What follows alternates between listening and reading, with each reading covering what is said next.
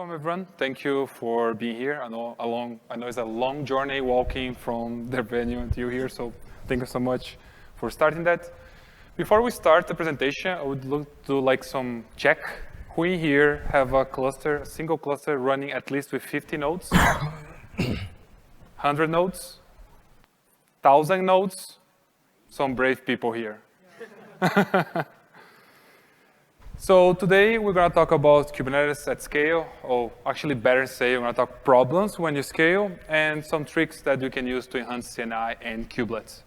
I am Bruno Silva, Senior Solutions Engineer at Sysdig, and I help customers on secure and compliance their workloads in Kubernetes and the cloud, and together with me. My name is Santana. Thank you for joining on our session. I work for AWS. I support EKS and ECS customers. For English speaker, you can call me Rick, it's fine. Thank you for joining. So, a disclaimer, the timeline that we're going to present not necessarily represent the real thing, how things happen. We did a little bit of shuffle to get a better flow, and maybe not the same multiverse that we are here, so just be aware of that. And of course, we talk about community, safe, no cluster war harm during the make of this presentation. Yeah, just for context, we were working for a company that had a project that basically was to like save money, have a cost optimization project. And for this project, of course, these affect our team, and we need to provide some solutions to achieve the goal that they are looking for. And one of the solutions that we're thinking usually, or likely that you are already using this, is basically turning off and turning on your environment for the weekends if you don't have workload that receive traffic or are attending customers on weekend time. So it's a very common approach to reduce costs on the cloud. So basically the goal is to like from between Friday and Saturday, turn off all the nodes, or maximum of the nodes that you have, and at Monday time, before the first request arrive, you start everything again to be able to receive the traffic from your customers. So for this, we had just, again, to explain about the scale that we are talking about here, for the test environment, we had like 100, 200 nodes. But for production, we're talking about 1,000, 1,200 nodes. So for these, we need to like do some maths because we could not test this in production. We need to do in test environment, make sure that it's working fine. And after that, okay, let's do some math to make sure that we are achieving the goal that the company was looking for. So basically, we did this test. We made all the process to do this. Not it's so hard to do this. So basically, we did this for the test environment. Everything works as expected.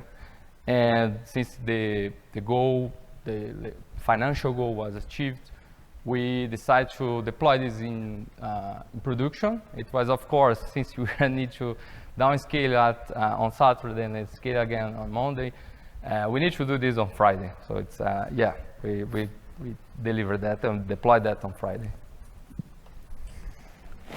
And of course, Monday morning,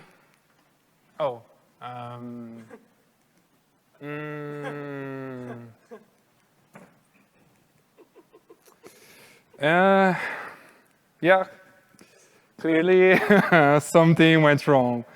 And the pressure was like building up, as you can see, and probably you faced this before, calling, Slack messages, like you start to like, everyone was, oh, I need to go back, etc., blah, blah. And then the thing is, okay, we need to troubleshoot, of course, and fix it. But when you are in pressure, sometimes it's very hard to like, okay, let's breathe, let's and do it. And the behavior is very weird. Like some pods were crashing loopback, okay. Some pods were stuck in creating, so it was different behavior. And I guess everyone here knows when networking is failing, it's usually not this time, was not core DNS. So I need to be close here, I don't know why. Core DNS gods. The message still, I mean, the error was about like networking service, so, but was not directly, resolving name issues or And the behavior was like some apps able to don't talk to each other, and then we're like, okay, we need to put this back online. It's a lot of pressure, and we're not proud, but we use something that usually known as Windows solution. You know, turn off and turn on again. You cannot turn off a Kubernetes cluster, you know, in general, but you can kill pods or delete them. The problem is sometimes in the pod is stuck. You need some use special flags. You maybe heard about like, don't respect the graceful period, so you force because the pod was stuck. Even Kubelet tries to do the work and doesn't work. So, I mean, not pretty, but make production go back online was, you know, the first thing. And then, yeah, thank you. It was fixed, right? So clearly, why? I mean, we tested before. We did a lot of checks. So doing about some troubleshooting sessions, the first thing, of course, go back to the drawing board and like, what's the difference between dev and prod, right? So it's usually the first step. And as kind of Enrique mentioned, the big difference was the size. And like really in the check, we only got this, like, okay, the size, like the magnitude is way bigger. So this, for sure, was influencing the problem that we had. Scavenging the logs, we found this message here, network add command failed to assign IP address to container. So in Kubernetes, in Kubeland, in KubeWorld, the responsible to give IP address to pods or to containers is the CNI, Container Network Interface, also known. Yeah, for this case, we were using Amazon EKS. So for Amazon EKS, you can use whatever you want for the CNI, but in this case, we are using AWS VPC CNI. This means that we had a strong integration with the cloud, and basically the VPC CNI need to call some APIs, such as the attach NI, assign IP address, and so on. This is because it's using or assigning IP from inside of your subnet, inside of your VPC. So think about that. So we are starting our cluster at the same time, all the nodes at the same time together. So, and we are failing to have this networking connection between the pods. And since you are using AWS VPC CNI, there is a cloud integration or a strong integration with the cloud APIs. We start to check the cloud trail, which means that we are checking the logs from the cloud provider to make sure that, okay, what's going on their side. And we discovered that we are being throttled, basically. So this means that the amount of API calls that we are trying to do at the same time or on a short period of time was not like they were throttling, and we were unable to assign IP address for that pods, and some of the pods were assigned IP address and working, the other nodes. It was like a weird behavior for the applications, from the application side. So for this, to solve this, we need to open a case with the support team, the cloud support team. They were able to, okay, indeed, you reach the limit, and we basically explain the use case, and they, okay, let's increase this limit. Another thing that we checked, since it was a managed service, we need to, okay, what about the control plane? Can you check the control plane as well? And the control plane was clear at the time, so no issue with the control plane. And one thing that they provided was very useful. It was a dashboard that we can create to basically proactively know about any throttling issue that we are, because like for this issue, without checking the cloud trail, we were unable to realize that was throttling, right? With this dashboard created, we could like check and okay, we are hitting the limits, and this is the reason because of our application is not being able to communicate. So we create this dashboard to make sure that, okay, we need to deploy the solution again, and we need to have this dashboard ready. So basically on the next, and of course, after this limit increase, the dashboard setup and everything, I think is okay, it's fixed, right? So we likely will not hit any limits anymore for these APIs because we increase the limits very much. So for the next Monday, we were basically checking it like 30 minutes before the time that we scheduled to start up the working nodes again. We were in front of the dashboard and everything was good. So, but at the moment that we start, again, like 15 minutes more or less, we start to receive the same message saying, it's not working again, and like the company was like very crazy about that. So again, Windows solution, let's take over this as fast as we can. But this time, we cannot fail anymore. So we need to go really deep to find what's causing this. So for the first time, we didn't see any logs other than that one that I showed you. But right now, it's still the issue. So why? Let's do a holistic approach for this while troubleshoot. For this, the first step that we did was to use the EKS log collector. It's a very handy tool. It's not only for EKS. You can use for your cluster, any cloud provider, even on-premise. You can collect the logs, check everything that you have on your configuration, or any logs that the Kubelet is sending, anything has a folder hierarchy also that you can check the files, open a VS Code, do a grep or something like that. It's very handy. So we use this tool to collect all the logs from the work node that was having the pods that were not being able to communicate. And from this, we start to think about two approaches. Like one thing was to clean up all the mess that we had on this configuration, if you had any mess. And after that, we need to, okay, let's think of one step ahead and start to improve the configuration that we have, follow the best practice and so on. So talking about the cleaning part, one thing that we noticed from the user data was that we are using the docker-d restart command, but we are using EKS, and for a while, the EKS is already using the containerd. So this command was a legacy, obviously a legacy code that was not supposed to be there. It should affect the issue that we had, likely not, but still, we were following a holistic approach and clean up everything that should not be there. And anyway, we removed this from our configuration. Another thing that we also spot was iptables flush command, which basically was clean up everything at the startup of the node. For the kubeprox is the one that also set up some rules for iptables. So for this, we cannot make sure of that, but likely from the size that we have, like at scale that we have, maybe there is a race condition about this command that are flushing the rules and the kubeprox that are setting up the rules at the same time. So this could cause the issue. We could not correlate this directly, but still, this command should not be there. We did the cleanup of it. Right now, Bruno will move forward with the part that is to improve and also fix some advanced errors that we had, like errors that we spot on. So continue the troubleshooting. If there's any maintainer of Kubelet here, thank you so much. Please look this message. It's clear. Error, pull, image, pull. Pull KPS succeeded. Yeah, I don't know what KPS mean that time, but I mean, if every developer do this kind of thing for us, we all know that our life is going to be way easier. So if you don't know something and a message error, what usually you do?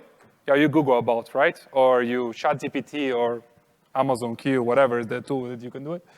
And then for this case, it's basically a configuration, the kubelet, that how many images you can download at the same time.